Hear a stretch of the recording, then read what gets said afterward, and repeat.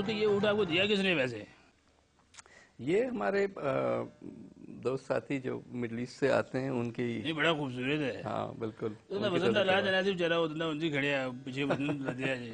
तो वो तो ऊंट कहते हैं हमारे यहाँ कि जितना बड़ा ऊंट उतना ही उस पे वजन आता है। वजन आता है, ये बात है। अच्छा नवीद साहब, बड़े मुआहदे शुआहदे भी आपने किए जिसका बड़ा चर्चा रहा कि जी वो मेरिट के खिलाफ थे और फिर बातें शातें भी हुई, तो क्या वाकई ऐसा था कि हमें लोगों ने मुखालफत में ये कहानियां बगड़ दी? मेरे भाई, इस मुल्क में बड़ा मुश्किल होता है कोई भी काम करना, कि खासकर अगर फार रीचिंग जिसका इफेक्ट आता हो, और कई लोग उस पे जो है हर किस्म की नज़र रखते हैं।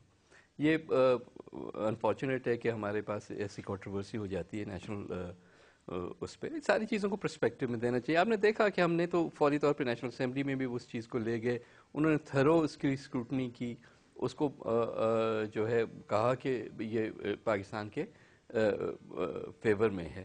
और फिर जब सुप्रीम कोर्ट ने देखा, उन्होंने भी अल्टीमेटली तो यही फैसला किया कि ये पाकिस्तान के फेवर में है, लेकिन प्रोसीजरल इश्यूज पे उन्होंने कहा कि ये इसको बेहतर होना चाहिए, तो आप दोबारा से इसका अप्रूवल लें।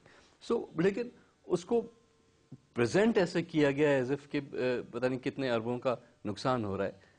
एक्चुअली तो देखा जाए तो इसकी डिले से जो अरबों का नुकसान हुआ वही नुकसान है। ये नहीं होना चाहिए था डिले, बल्कि फौरी तौर पे हो जाता। तो वो मेरे ख्याल उसके बाद काम ठप्पी हो गया। वो होता है ना इसी तरह से, कोई भी किसी काम में भी आप वो बनते तो फिर सारे लोग सोचना शुरू कर जाते हैं कि जी पता नहीं इसको करना भी चाहिए। सरमायाकार उनके भी नट गए उनके फिर। वो तो ओवरऑल पाकिस्तान के साथ ये मुश्किल तो हो रही है कि जब तक कि सियासी माहौल ठीक ना हो तब तक कौन आके पैसा लगाता है। हमारा अपना बंदा नहीं लगाता तो बाहर वाला कहाँ से आके लगाता? गबर साहब, इसकी ये क्या वजह है, जब भी आपकी गवर्नमेंट आती है आप लड़ाई शुरू कर देते हैं, या आपके साथ कोई लड़ाई शुरू कर देता है, अब वाली जो लड़ाई है ये कहाँ खत्म होगी? नहीं, इंशाल्लाह लड़ाइयाँ ऐसी होती है, क्योंकि कुछ हमारे दोस्त जो हैं वो दिलचस्पी भी चाहते हैं कि हर वक्त हो कोई अखबार भी बिकता रहे। मेरी तरफ इशारा कर रहे हैं। नहीं, वो ठीक कह रहे हैं। नहीं मैंने तो कोई इस तरह की हरकत नहीं की चोई साहब। लेकिन इस मरतबा ये है कि इस मरतबा जो जरदारी साहब है ना, क्योंकि उनको बस जेलों में रह के, सियासत में रह के, बीबी के साथ रह के इतना तजुर्बा तो है कि पाकिस्तान में गवर्नमेंट किस तरह चला रही है और सदारत किस तरह चला रही है वो भी अकड़े है। नहीं ठीक है। और उनके अकड़ने की वजह से मेरे ख्याल कोई मामला जो है ना फिर कोई ढिला पै गया है। नहीं, ये सॉर्ट आउट हो जाएंगे। अच्छा नवीद साहब, ये बहुत सारी ऑयल कंपनियों के भी बकाया जात रहते हैं, जिसकी वजह से आए रोज कहते हैं कि जी अब बिजली शायद पूरी और भी ना हो। एक तो पन बिजली तो है, ये पानी की वजह से जो दूसरे प्लांट वगैरह लगे हैं, तो उनके पैसे जैसे को देने का कोई है? ये एक बहुत बड़ा मुश्किल एक इशू है जो कि जिस दिन हमने गवर्नमेंट उठाई थी, आपको याद होगा इसहाक डार साहब ने स्टेटमेंट दी थी कि भाई ये मुल्क दिवालिया हो चला है। वो हर किस्म की चीज़ें जो हैं वहाँ से उठाई गई थी, लेकिन जो सबसे बड़ा मुश्किल चीज़ थी वो ये सर्कुलर डेट था। दूसरा ये है कि हमारी जो बिजली जिस कीमत पे बनती है और जिस कीमत पे बिकती है उसमें फ़र्क है बहुत। और अगर आप महंगी चीज़ बना के सस्ती बेचेंगे तो आपको उसको हर वक्त जो है जेब से और पैसा देना पड़ेगा, और वो इतना बड़ा पैसा है, 250-300 अरब रुपए है सालाना, जो पूरा हमारा मुल्क का जो तमाम गवर्नमेंट जो है उससे भी बड़ा है। फौज को निकाल के बाकी सिविल गवर्नमेंट से भी ज़्यादा सिर्फ एक बापडा का ये सब्सिडी का खर्चा है वो। तो जब तक कि हम वो चीज़ें जो है वो गैप नहीं करेंगे, और वो एक दिन में नहीं हो सकता। ज़ाहिर है लोगों पे आप ज़्यादा बिजली वैसे ही महंगी है, मिलती नहीं है, उसको फौरी तौर पे आप इतना बोझ भी डाल दें वो भी एक मुश्किल काम है।